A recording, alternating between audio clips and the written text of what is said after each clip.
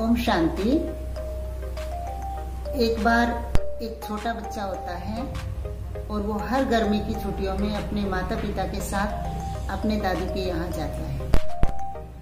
ऐसे जाते जाते कई साल बीत जाते हैं और वह बच्चा कुछ बड़ा हो जाता है।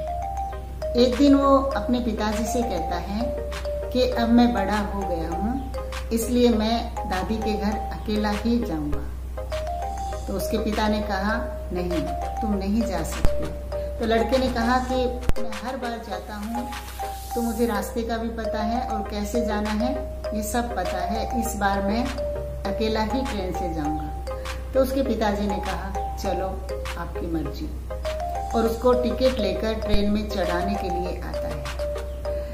आपस में सारी डायरेक्शन देने के बाद लड़का कहता है, हाँ हाँ, मैं हर बार जाता तो हूँ और आप मुझे बार बार बता भी चुके हैं, मैं चला जाऊंगा, मुझे सब पता है।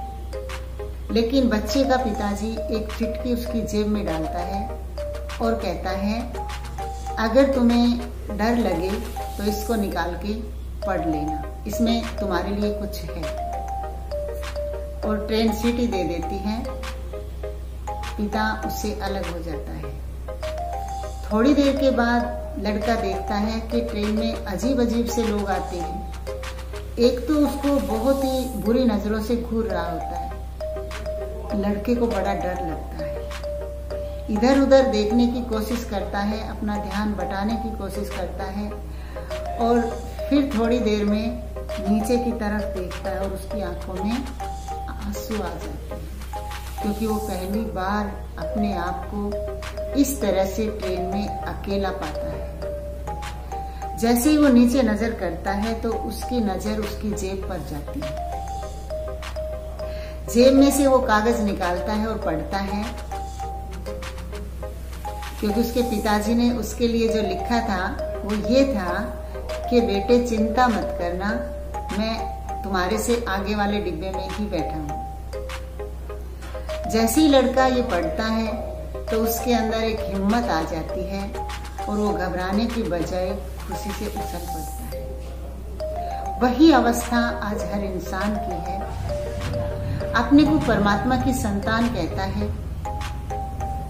परंतु परमात्मा से हमेशा अपने को दूर समझता है। ऐसा ही हमारे जीवन में होता है। जब भगवान ने हमें इस धरती पर भेजा है तो उसने भी हमें एक पत्र देकर ही भेजा है कि घबराओ नहीं, भगवान सदा तुम्हारे साथ है।